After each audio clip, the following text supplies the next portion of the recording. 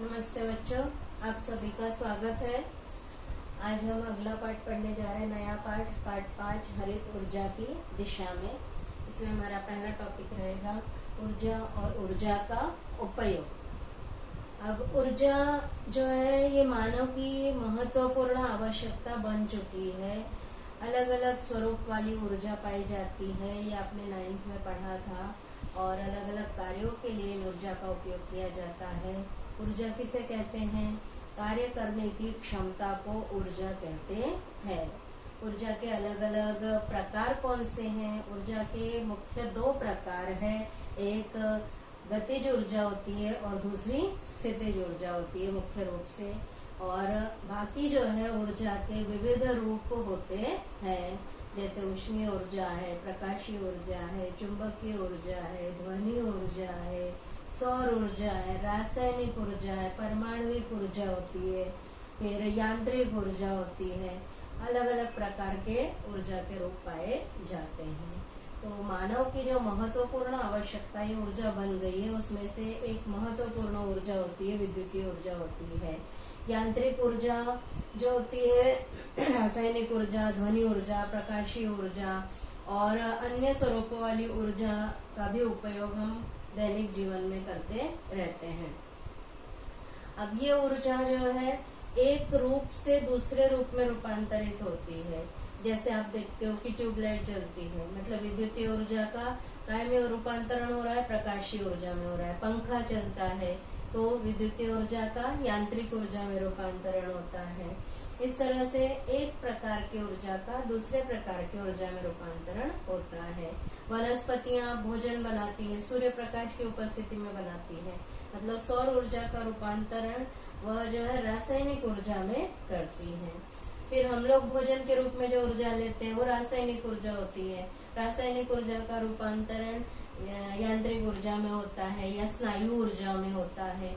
इस तरह से एक रूप से दूसरे रूप में जो है ऊर्जा का रूपांतरण होता रहता है। मानव ने ऊर्जा का निर्माण के लिए ऊर्जा के इसी गुणधर्म का उपयोग किया है। हमारे दैनिक जीवन में आप कौन कौन से विद्युतीय ऊर्जा का उपयोग कहाँ कहाँ करते हैं? घर में देखिए पंखे चलते हैं, ट्यूबलाइट चलते हैं, फिर रेफ्रिजरेटर चलता है, विद्युत इस्त्री का उपयोग आप करते हो, टेलीविजन का उपयोग करते हैं, मोबाइल चार्जर का उपयोग करते हैं, कंप्यूटर, संगणक, सबका उपयोग जो है ये विद्युतीय ऊर्जा का उपयोग जो है इन उपकरणों को चलाने के लिए किया जाता है। अब ये विद्युतीय ऊर्जा कैसे निर्मित की जाती है? विद्युतीय ऊर्जा का उत्पादन जो होता है वो विद्युत जनित्र इस उपकरण द्वारा, यंत्र द्वारा किया जाता है। इसमें विद्युत जनित्र में जो है विद्युत चुंबकीय प्रेरण इस सिद्धांत का उपयोग किया जाता है। इसमें चालक मतलब तार, सुचालक या चालक किसे कहेंगे? तार को कहते हैं, तांबे का तार है।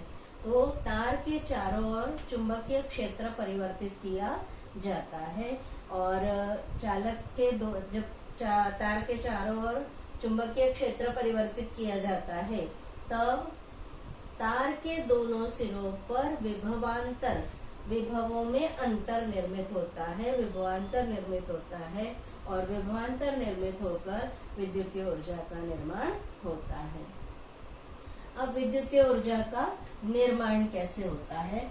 विद्युत ऊर्जा की निर्मिति कैसे होती है?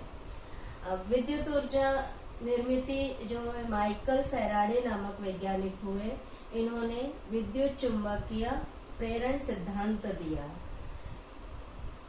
विद्युत चुंबकीय प्रेरण सिद्धांत की उन्होंने खोज की और इस सिद्धांत का उपयोग करके ही बड़े पैमाने पर विद्युतीय ऊर्जा का निर्माण किया जाता है।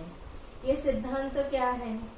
जब विद्युत तार जो होता है, विद्युत चालक तार जो होता है, उसके आसपास के क्षेत्र में चुंबकीय क्षेत्र परिवर्तित किया जाता है तो तार में विभवांतर का निर्माण होता है।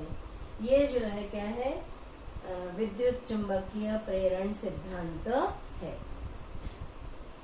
तार के चारों ओर चुंबकीय क्षेत्र परिवर्तित करने पर तार के दोनों सिरों पर विभवांतर का निर्माण होता है। ये विद्युत चुंबकीय प्रेरण का सिद्धांत है। अब ये विद्युत वाहक तार जो होता है, इसके आसपास के क्षेत्र में चुंबकीय क्षेत्र दो प्रकार से बदला जा सकता है। चुंबकीय क्षेत्र बदला जाता है तो कैसे बदला जाता है? दो प्रकार से बदला जा सकता है।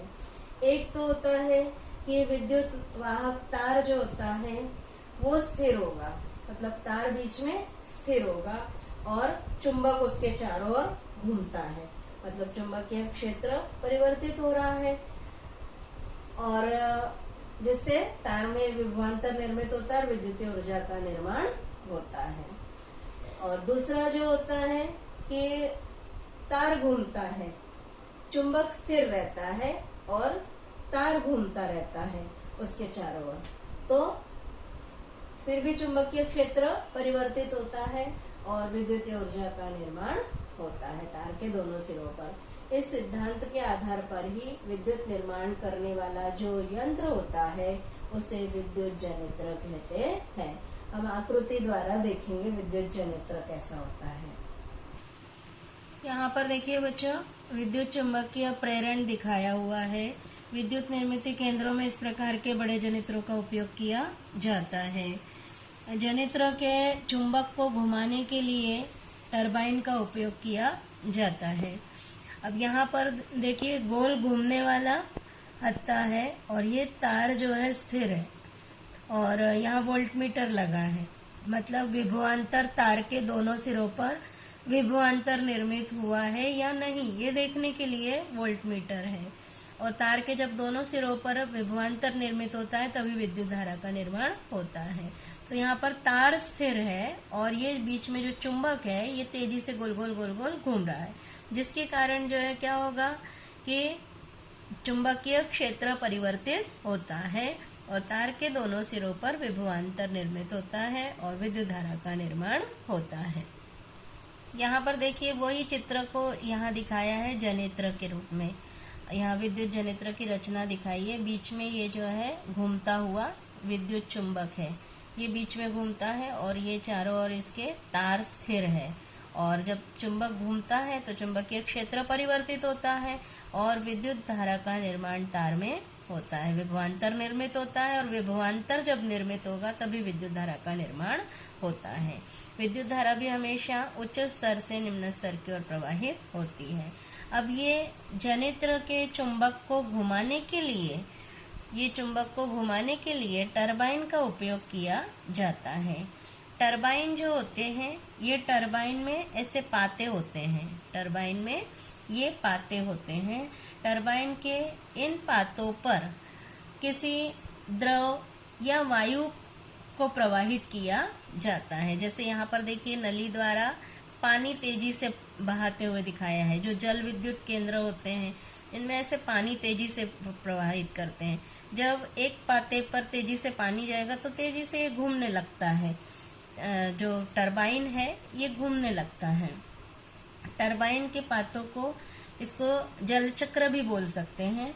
टरबाइन के इन पातों पर जब हवा प्रवाहित की जाती है या फिर तेजी से जब पानी प्रवाहित किया जाता है तो गतिज ऊर्जा के कारण टरबाइन के पाते घूमते हैं और टरबाइन विद्युत जनित्र से जुड़े हुए होते हैं और जनित्र का चुंबक घूमने लगता है और विद्युत की निर्मित होती है। ये जो पाते होते हैं ये कहाँ से जुड़े रहते हैं? विद्युत जनित्र से जुड़े रहते हैं। ये जितनी तेजी से ये टरबाइन घूमेगा उतनी तेजी से चुंबक घूमेगा और विद्युतीय ऊर्जा का निर्माण होता है। अब विद्युत ऊर्जा की निर्मित की और भी हम कई पद्धतियां पढ़ेंगे। मतलब विद्युत चुंबकीय प्रेरण इस सिद्धांत पर विद्युत निर्मित के लिए जनित्र की आवश्यकता होती है। जनित्र घुमाने के लिए काय की आवश्यकता होती है? टरबाइन की आवश्यकता होती है और टरबाइन घुमाने के लिए किसी ऊर्जा स्रोत का उपयोग किया जाता है, जैसे पानी है या हवा है, इनका उपयोग किया जाता है। विद्युत निर्मित केंद्रों के अलग अलग प्रकार होते हैं।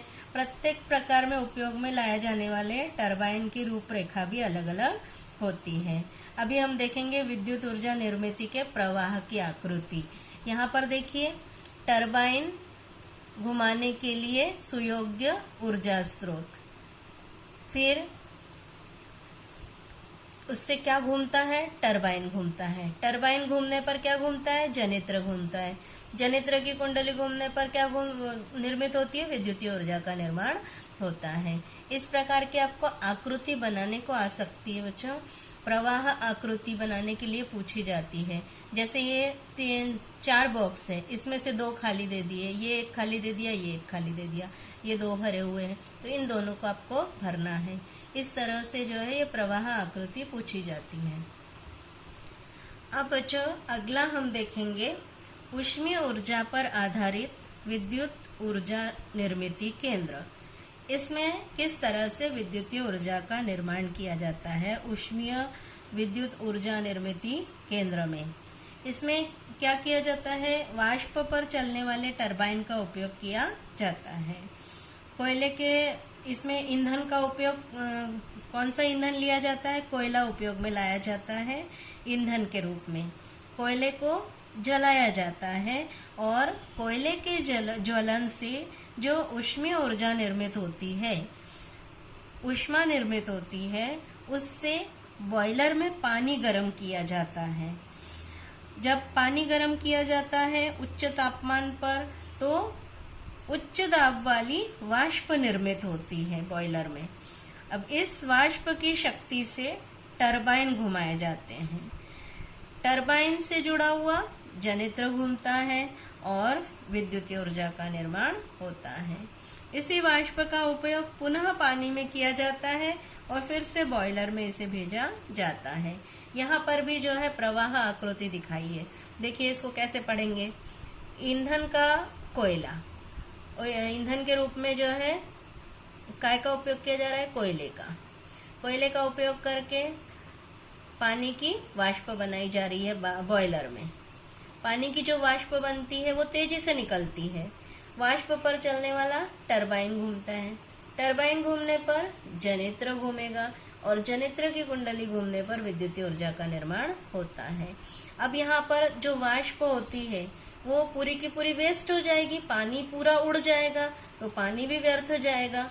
ये छोटा मोटा प्रकल्प नहीं रहता, बहुत बड़े बड़े बॉयलर होते हैं, बहुत सारा पानी उपयोग में लाया जाता है। तो ये जो वाष्प होती है, इसी वाष्प को जनित्र तो घूमने लगा, अब इस वाष्प को क्या कर लिया जाता है? ठंडा कर लिया जाता है।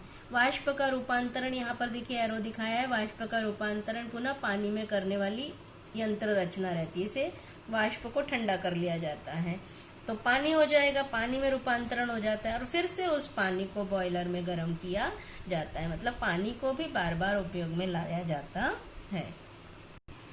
एक और बच्चों आकृति आपको आ सकती है, ये वाली भी आ सकती है। ऊष्मीय विद्युत निर्मिती केंद्र में ऊर्जा का रूपांतरण कैसे होता है। ये बॉक्स दिए जा सकते हैं आपको, तो इसमें एक दिया है, बाकी आगे आपको भरना है, ऐसा भी आ सकता है। या बीच के 2 खाली है या 3 खाली है, ऐसे भी कर सकते हैं। तो यहाँ पर कोयले की रासायनिक ऊर्जा, फिर ऊष्मीय, इसका रूपांतरण काय में होता है।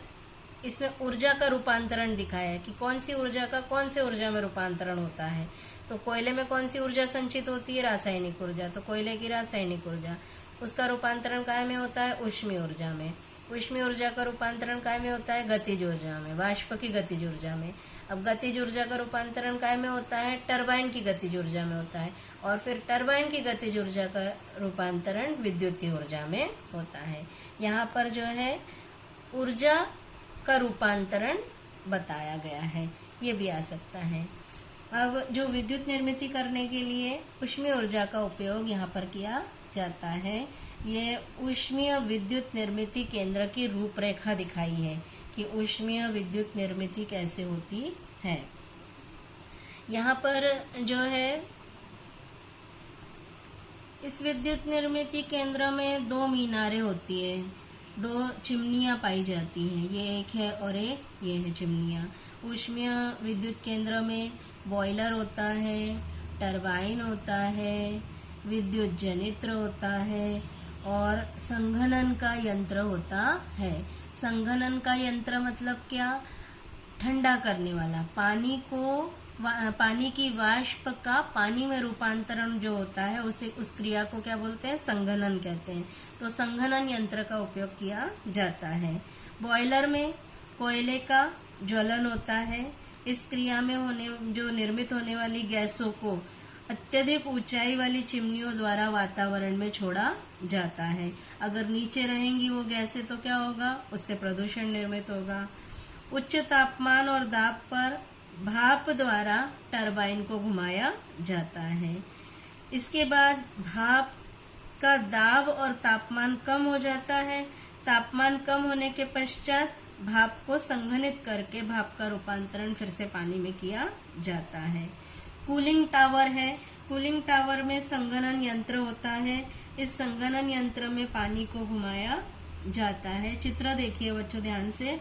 भाप की ऊष्मीय ऊर्जा का पानी में रूपांतरण होता है और भाप का संघनन होता है। भाप ठंडी हो जाती है, पुनः भाप का रूपांतरण पानी में हो जाता है। ये उष्णता और भाप तपती हुई हवा के रूप में कूलिंग टावर्स द्वारा बाहर छोड़ दी जाती है। मतलब इसमें जो ऊष्मा होती है, गर्म हवा होती है और वाष्प जो होती है कूलिंग टावर द्वारा बाहर छोड़ दी जाती है। विद्युत उत्पादन के लिए बड़े पैमाने पर ऊष्मीय विद्युत निर्मित पद्धति का उपयोग किया जाता है। अब यहाँ देखिए 2 प्रश्न दिए हैं बच्चों आपको। ये भी प्रश्न पूछे जा सकते हैं। विचार कीजिए, कोयले की ऊर्जा को रासायनिक ऊर्जा क्यों कहा गया है? कोयले में अणु और परमाणु एक दूसरे से रासायनिक बंध द्वारा जुड़े हुए रहते हैं। ये रासायनिक बंध में ही ऊर्जा संग्रहित होती है। जब कोयला जलाया जाता है तब यह ऊर्जा मुक्त होती है। कोयले की रासायनिक ऊर्जा का रूपांतरण ही ऊष्मीय ऊर्जा में होता है। इसीलिए कोयले की ऊर्जा को रासायनिक ऊर्जा कहा जाता है। दूसरा प्रश्न है, टरबाइन घुमाने के लिए भाप का ही क्यों उपयोग किया जाता है? जब पानी को गर्म किया जाता है तो पानी का रूपांतरण भाप में हो जाता है। इस भाप का तापमान और दाब जो है उच्च होता है। इस भाप के जो बल द्वारा टरबाइन घुमाया जाता है और भाप का फिर से संघनन भी होता है। भाप का फिर से पानी में रूपांतरण हो सकता है। टरबाइन की जो अत्यधिक ऊष्मा पानी को पुनः भाप में परिवर्तित कर देती है। इस प्रकार भाप के कारण ही टरबाइन को आसानी से तेजी से घुमाया जा सकता है। इसीलिए टरबाइन घुमाने के लिए भाप का उपयोग किया जाता है। अब बच्चों, ये ऊष्मीय विद्युत निर्मित केंद्र जो होता है इसमें कुछ समस्याएं निर्मित होती है। ये समस्या आपको पूछी जा सकती है परीक्षा में।